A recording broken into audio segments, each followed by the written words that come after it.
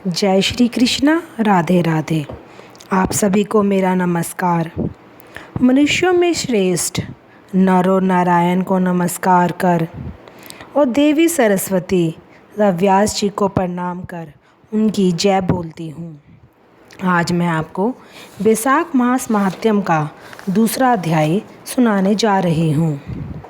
नारद जी बोले, हे राजन, वैशाख के समान कोई महीना नहीं है, समयुग के समान दूसरा युग नहीं है, वेद के समान शास्त्र नहीं है, गंगा जी जैसा कोई तीर्थ नहीं है, जल दान के समान दूसरा दान नहीं और भार्या के समान दूसरा सुख नहीं, खेती जैसा कोई धन नहीं है और जीवन के समान कोई लाभ नहीं है, उपवास जैसा दूसरा तप नहीं, दान जैसा सुख और दया के समान दूसरा धर्म तथा नेत्रों के समान कोई ज्योति नहीं, भोजन के समान कोई तृप्ति, खेती के समान कोई व्यापार, धर्म के समान कोई हितकारी मित्र नहीं और सत्य के समान कोई यश नहीं है, आरोग्य समान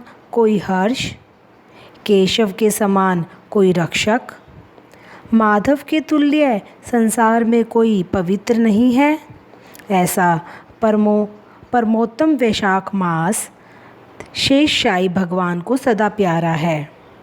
भगवान के प्यारे इस महीने को जो लोग बिना व्रत किए व्यतीत किए रहते हैं, वह धर्महीन होकर शीघ्र ही पशु योनि पाते हैं। उनका कुआं, बावड़ी बनवाना, बगीचा लगवाना आदि सभी धर्म वृथा है, उनका कुछ फल नहीं होता। जो मनुष्य वैशाख मास में नियम पूर्वक जो भी भोजनादि करते हैं, वे मनुष्य भगवान की सायुज्य मुक्ति को अवश्य प्राप्त होते हैं, इसमें संदेह नहीं। संसार में अनेक प्रकार के दान और व्रत हैं, परंतु उनके करने से शरीर को अत्यंत परिश्रम होता है, उनसे संसार में बार बार जन्म लेना पड़ता है। परंतु वैशाख मास में केवल स्नान कर लेने से ही प्राणी आवागमन से छूट जाता है। सब दान करने से जो पुण्य होता है, संपूर्ण तीर्थों में स्नान करने से जो फल मिलता है, वह सब वैशाख में केवल जलदान करने से ही मिल जाता है। जिसमें जलदान करने का सामर्थ्य न हो, वे ऐश्वर्य की इच्छा करने वाले दूसरों से कहकर जलदान करवाए। यह कर्म भी सब दानों से अधिक है। तराजू के पलड़े में सब प्रकार के दान और दूसरे जलदान रखकर तोले तो जलदानी भारी निकलेगा। जो यात्रियों के लिए प्याऊ लगाकर जलदान करता है, वह अपने करोड़ों कुल का उद्धार कर विष्णु लोक को जाता है। हे राजन, प्याऊ लगाने से देवता, पितर और ऋषि सब निसंदेह अत्यंत प्रसन्न होते हैं। जो प्याऊ लगाकर थके हुए यात्रियों को संतुष्ट करता है, उससे ब्रह्मा, विष्णु और शिव सब देवता प्रसन्न होते हैं। जो जल की इच्छा हो तो जलदान करे, छाया की इच्छा हो तो छतरी दे, और हे राजन, जो विजन की इच्छा हो तो वैशाख में पंखा दान करे। जिसने दान बताए हैं, उनमें जलदान, छत्रदान और पंखा दान सब में उत्तम है। इन्हीं का दान वैशाख में अवश्य करना चाहिए। जो वैशाख के महीने में कुटुंबी ब्राह्मण को जल से भरा घड़ा नहीं देता, वह चातक की योनि पाता है। जो प्यासे महात्मा को शीतल जल पिलाता है, उसे हे राजेंद्र 100 राजसूय यज्ञ करने का फल मिलता है। जो धूप, परिश्रम और पसीना से व्याकुल ब्राह्मण को पंखा से हवा करता है, वह सब पापों से रहित हो गरुड़ के समान हो जाता है। जो मनुष्य वैशाख में ब्राह्मण को पंखा नहीं देता, वह अनेक प्रकार के बात रोगों से पीड़ित हो नरक भोगता है। जो थके ब्राह्मण की वस्त्र से हवा करता है, वह सब पापों से छूट विष्णु भगवान की सायुज्य मुक्ति पाता है। जो शुद्ध मन से ताड़ का पंखा दान करते हैं वे सब पापों से छूट विष्णु लोक को जाते हैं। तुरंत श्रम दूर करने वाले, पंखे का दान नहीं करने वाले अनेक प्रकार की यातनाएं भोग कर संसार में पापी होते हैं। हे राजेंद्र, आध्यात्मिक दुख की शांति के लिए निमित्त वैशाख मास में छत्री दान करना उचित है। जो मनुष्य विष्णु भगवान के प्यारे इस वैशाख मास में छत्री दान नहीं करते उनको कहीं छाया नहीं मिलती और वे महाक्रूर पिशाच बन पृथ्वी पर घूमते हैं। बैसाख में जो खड़ाऊ दान करते हैं वे यमदूतों का तिरस्कार कर विष्णु लोक को जाते हैं।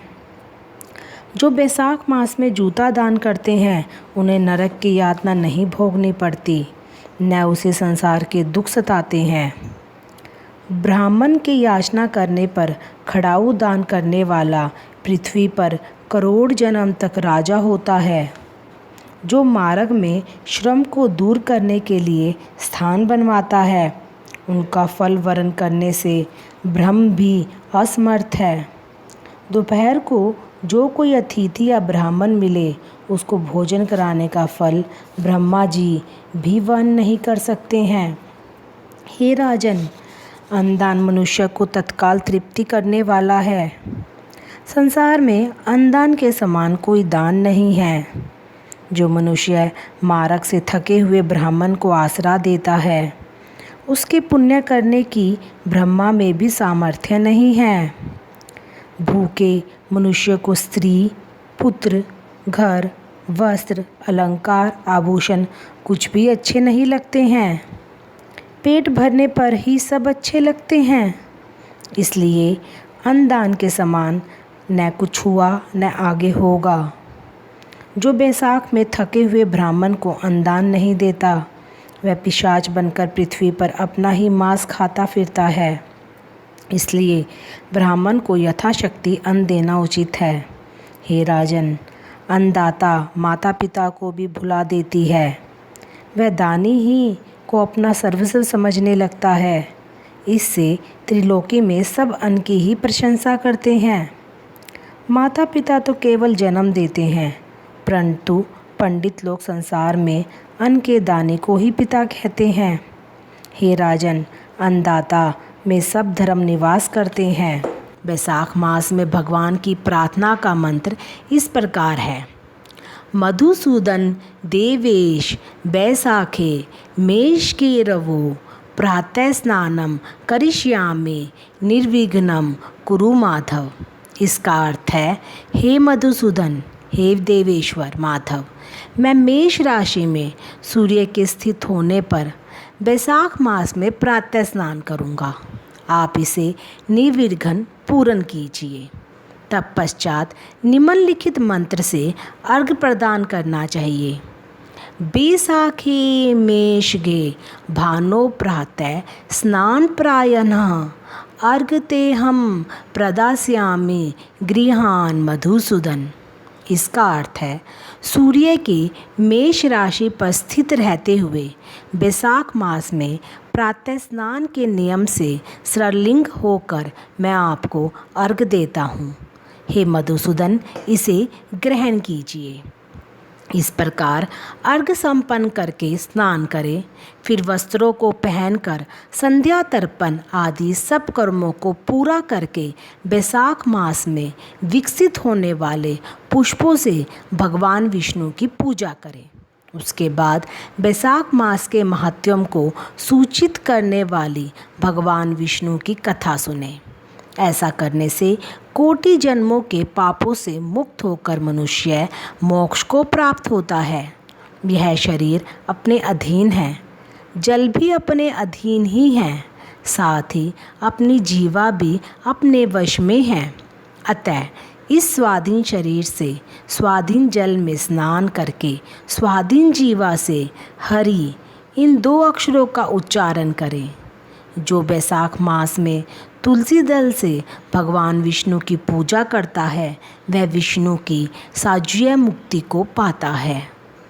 अतः अनेक प्रकार के भक्ति मार्ग से तथा भांति भांति के व्रतों द्वारा भगवान विष्णु की सेवा तथा उनके सगुण का या निर्गुण स्वरूप का अनन्य चित्त से ध्यान करना चाहिए।